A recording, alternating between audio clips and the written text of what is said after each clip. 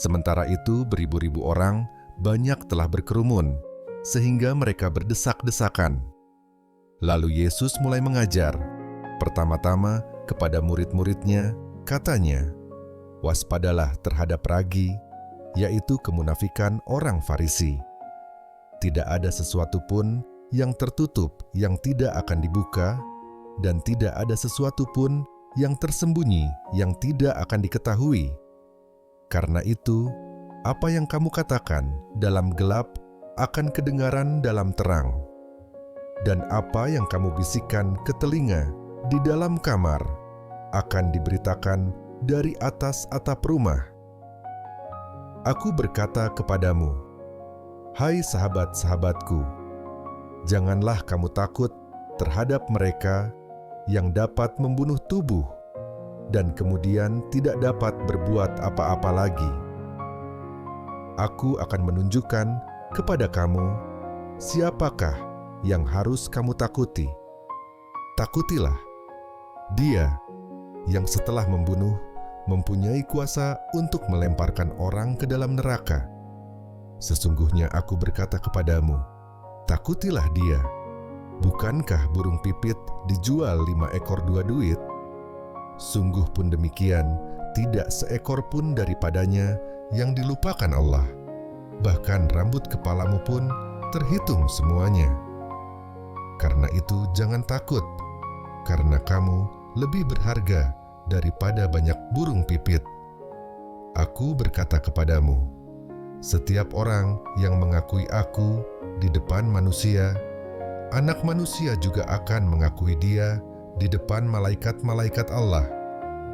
Tetapi, barang siapa menyangkal aku di depan manusia, ia akan disangkal di depan malaikat-malaikat Allah.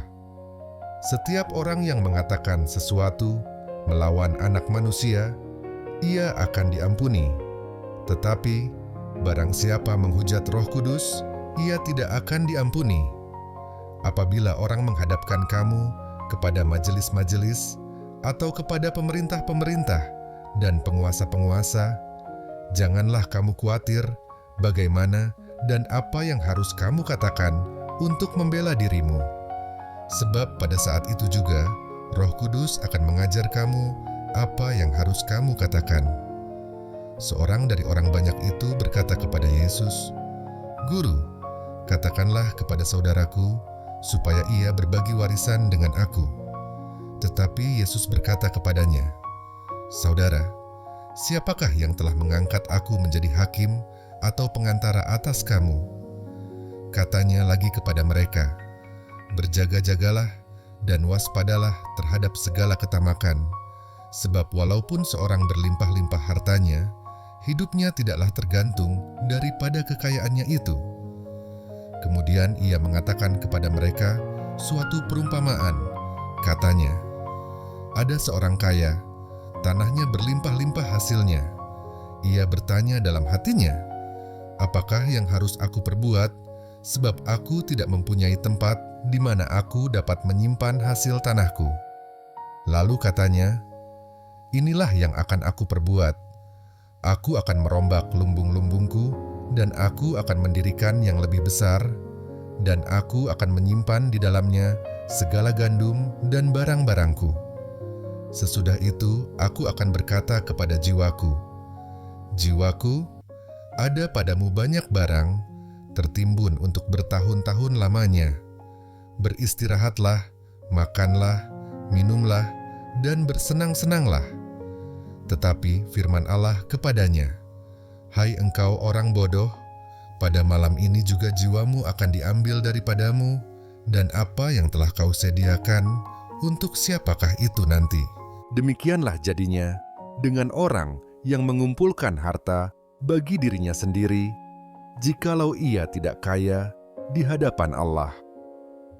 Yesus berkata kepada murid-muridnya, karena itu aku berkata kepadamu, janganlah khawatir akan hidupmu, akan apa yang hendak kamu makan, dan janganlah khawatir pula akan tubuhmu, akan apa yang hendak kamu pakai. Sebab hidup itu lebih penting daripada makanan, dan tubuh itu lebih penting daripada pakaian. Perhatikanlah burung-burung gagak yang tidak menabur dan tidak menuai dan tidak mempunyai gudang atau lumbung, namun demikian diberi makan oleh Allah. Betapa jauhnya kamu melebihi burung-burung itu. Siapakah di antara kamu yang karena kekhawatirannya dapat menambahkan sehasta pada jalan hidupnya? Jadi, jikalau kamu tidak sanggup membuat barang yang paling kecil, mengapa kamu khawatir akan hal-hal lain? Perhatikanlah bunga bakung yang tidak memintal dan tidak menenun. Namun, aku berkata kepadamu, Salomo dalam segala kemegahannya pun tidak berpakaian seindah salah satu dari bunga itu. Jadi, jika rumput di ladang yang hari ini ada dan besok dibuang ke dalam api, demikian didandani Allah, terlebih lagi kamu, hai orang yang kurang percaya. Jadi, janganlah kamu mempersoalkan apa yang akan kamu makan atau apa yang akan kamu minum, dan janganlah cemas hatimu. Semua itu dicari bangsa-bangsa di dunia yang tidak mengenal Allah.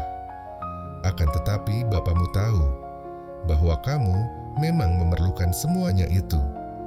Tetapi carilah kerajaannya, maka semuanya itu akan ditambahkan juga kepadamu.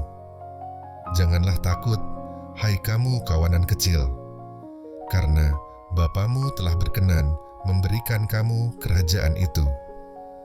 Juallah segala milikmu dan berikanlah sedekah. Buatlah bagimu pundi-pundi yang tidak dapat menjadi tua, suatu harta di sorga yang tidak akan habis, yang tidak dapat didekati pencuri dan yang tidak dirusakkan ngengat. Karena di mana hartamu berada, di situ juga hatimu berada. Hendaklah pinggangmu tetap berikat dan pelitamu tetap menyala. Dan hendaklah kamu sama seperti orang-orang yang menanti-nantikan tuannya yang pulang dari perkawinan, supaya jika ia datang dan mengetok pintu, segera dibuka pintu baginya. Berbahagialah hamba-hamba yang didapati tuannya berjaga-jaga ketika ia datang. Aku berkata kepadamu, sesungguhnya ia akan mengikat pinggangnya dan mempersilakan mereka duduk makan, dan ia akan datang melayani mereka. Dan apabila ia datang pada tengah malam atau pada dini hari dan mendapati mereka berlaku demikian, maka berbahagialah mereka. Tetapi ketahuilah ini, jika tuan rumah tahu pukul berapa pencuri akan datang, ia tidak akan membiarkan rumahnya dibongkar. Hendaklah kamu juga siap sedia, karena Anak Manusia datang pada saat yang tidak kamu sangkakan. Kata Petrus, Tuhan, kamikah yang engkau maksudkan dengan perumpamaan itu, atau juga semua orang?